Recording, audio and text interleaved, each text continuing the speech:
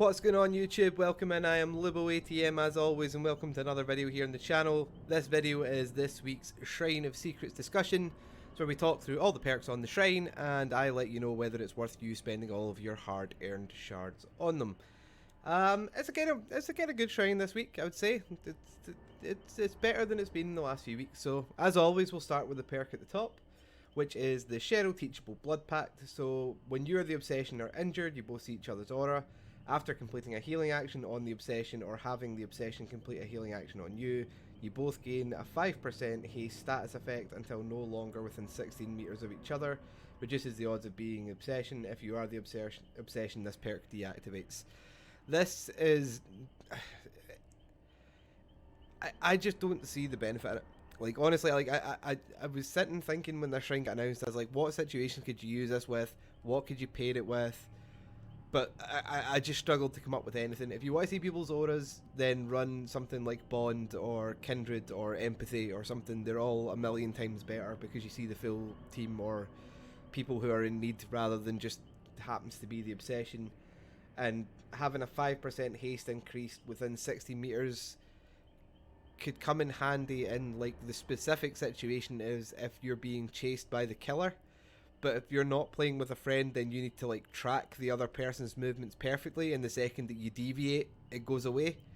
So I can't see where this perk really comes in handy. I think it's an interesting perk. I think it probably looked really good on paper, but in actual live gameplay, I can't really see many instances where this perk would be useful. The second one, on the other hand, is a Jane Teachable, which is Head On. So when you're standing in the locker for X amount of seconds, Head On activates. While Head On is activated, perform a rushed action to leave the locker and use Head On. If the killer is standing within the effective range, the killer is stunned, and it causes you to be exhausted for 60 seconds. So this, as it says, is also covered under one of the exhaustion perks. Don't really need to pair it with anything to get value out of it. You can obviously pair it with like Deception or Quick and Quiet or even Inner Strength, like any locker based perks really you can pair this with, and 100% fact it is the most fun exhaustion perk. Like pulling off a head on save when someone's been picked up is brilliant. It is so satisfying, so much fun. You can put this in so many Mimi builds, and you're just going to have so much fun the entire time. I would highly recommend this perk. As I said, it's maybe not the most effective exhaustion perk, but it's definitely the most fun. Now the first killer perk on the shrine is a Ghostface perk, which is I'm All Ears. So unlocks one's aura reading ability. Any survivor performing a rushed action within 48 meters from your location has their aura revealed for 6 seconds, and then it has a cooldown of 60 seconds.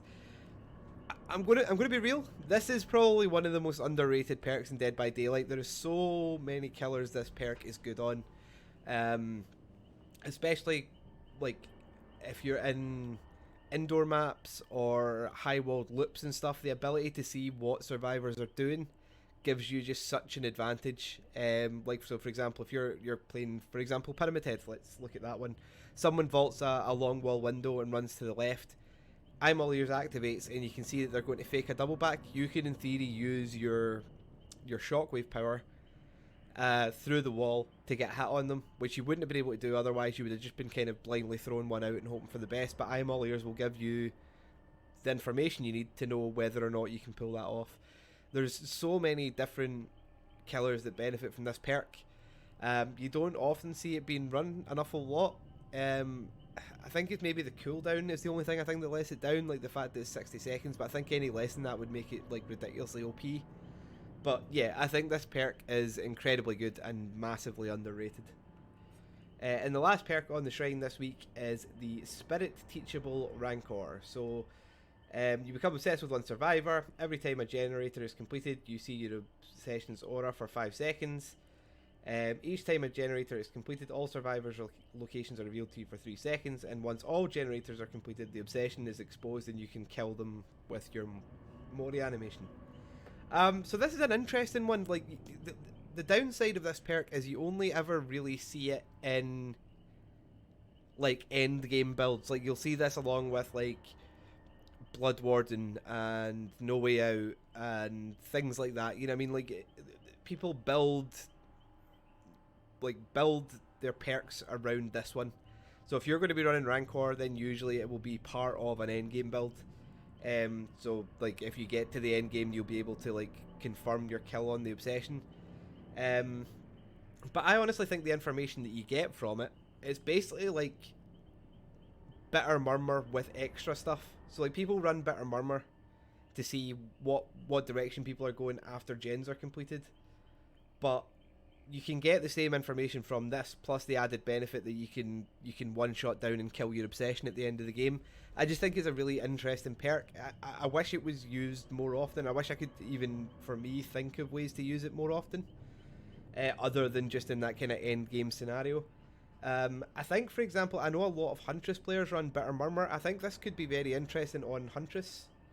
Because you could get the benefit you get from Bitter Murmur, and then you can get the kind of the added exposed and Mori at the end of the game if your obsession's still alive, like things like that. I wish I could think of more fun and interesting things to do with Rancor, rather than just kind of like use it as an end game build. Like, I mean, it could come in handy. You could pair it maybe with Nemesis, thinking about it, and then every time someone stuns you, you're cycling through your obsessions. So for example, when you hit the end game, you're not going to put it on, and then like the obsession dies second person into the game, then you basically lose the kind of end benefit of this perk. If you ran it with Nemesis, you could constantly be recycling obsessions.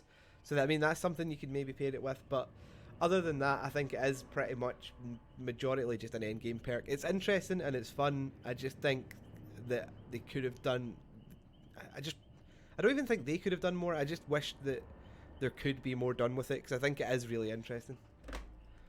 Right, guys, that's the shrine this week. Sorry for going on a bit of a tangent with the Rancor one there, but it just kind of came to me while I was talking, so I thought I'd get it out before I forgot it.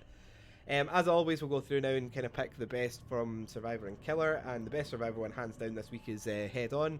Best Killer one for me is I'm All Ears. I think, as I said, I think it's one of the most underrated perks in the full game. The amount of information you get from it throughout a trial is incredible, and I just don't think people run it enough. But you know, if you buy it off the shrine, then you can maybe start running it, and we'll maybe start seeing it more. But yeah, that's my go-to for the shrine this week.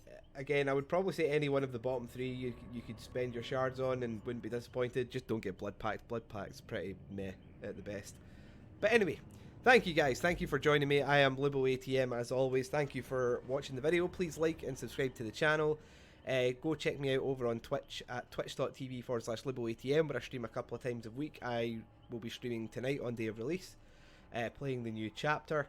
And as for the YouTube channel, there'll be plenty of like new chapter content, perk showcases, all that sort of stuff coming out over the next few days, so watch out for that. So until those videos come out, and I'll see you next time, peace.